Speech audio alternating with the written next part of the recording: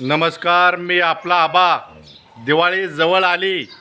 आई वडिलाच्या मागं बहिणीला जपायची जबाबदारी आपली आहे. आपल्या आबाला 3 बहिणी आहेत त्या, पण आबाने कधी बहिणीला दुरावा दिला नाही. बहिणीला कमी जास्त काम करायचं आपल्या आबाचं आहे. बहीण काबाड कष्ट करते, इकडं तिकडं कामाला जाती, पण आईबापाचं आणि भावाचं नाव राखते. आणि तरीसुद्धा आपली बहीण सुखी आहे म्हणून सांगते.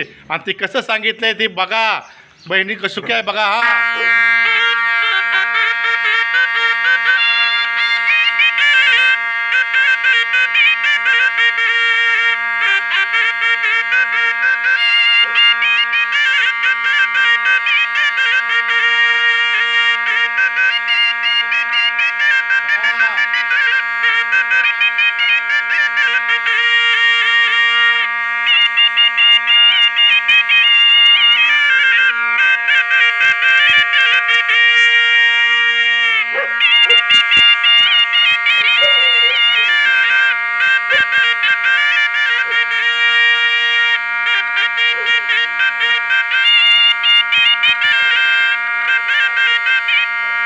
त्यामुळं बहिणीची सेवा करा.